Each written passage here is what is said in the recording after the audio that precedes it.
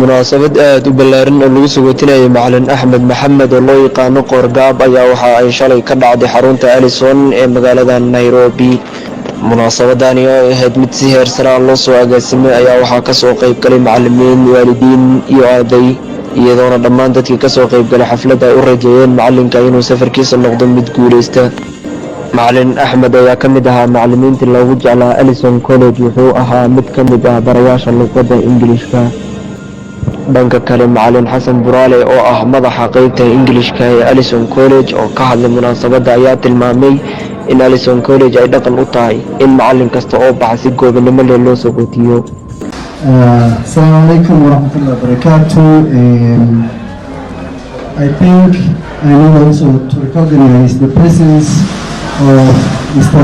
Liban, the director, the manager, my colleagues, the lecturers of Allison College at large. Good evening, everyone. I will excuse Mr. Pascal and Mr. Otieno. It's today that we always feel happy and come together, so I will speak Somali for today. So please forgive me. waxaan rabaa inaan marka hore u mahadceliyo ilaahay una suurtageliyey maantay isu imaano annagoo muujinayno muurido iyo farxad. waxaa marka su-aal ah waxaan meesha ku joognaa maanta waxaan dhaqan iyo soo jireen oo Allison College wadajirkooda lagu muujiyaa qof walba oo baxaaya si gobonimo leh in loo sagootiyo oo isu imaadaan ardada iyo macallimiinta iyo maamulka wada jiro. waxaa marka maanta farxadda aan ka bilaabay farxad noo ah qalbisan wada jiro inaan ku sagootinayno macallin dhammaantiin qaalimudo ah. waxaan rabaa marka inaan guda galo gobogada soo socota waxa weeye waxaa naga tegaya saaxiib, waxaa naga tegaya macallin qaalin nagu ahaa ardada dhammaanteed iyo macallimiinta.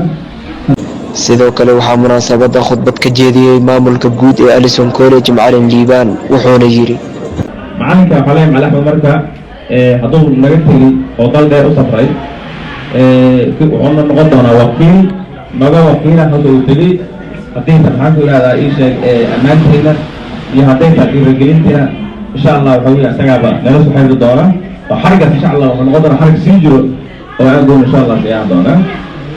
haddaba ugu dambeyn ayaa waxaa munaasabadda soo xiray macalin axmed maxamed qoorgaab oo ah macalinka loo sameynayay xafladda sagootinta ah ka oo kusii jeeda dalka Mareykanka. run ahaantii waxaan rabaa inaan aad ugu mahad celiyo maamulka iyo ardada iyo macallimiinta oo dhammaan maaragtay isku hawlay inay maaragtay xafladdan quruxda badan ay maaragtay oo ay ugu sagootiyaan, khaasatan ardada oo maaragtay oo waqtigu ku gaabnaa kadisna ay ku ahayd haddana maaragtay xafladdan aad u quruxda badan oo runtii markaan maaragtay arkay aan aad ugu qancay maaragtay soo diyaariyey. runtii horta waxaan leeyahay aad u mahadsantihiin. waxa ay tusiseen يعني waxay tusiseen maaragtay sida aad ii jeceshihiin iyo sida maaragtay aniyad iigu wada haysiin. runtii waxa waaye waa aad ii farxad gelisay anigana waxa waa dhammaantiin waa idin wada jeclahay. Saciid Daahir Cabdallah, warbaahinta Allison, ismaamulka Nairobi.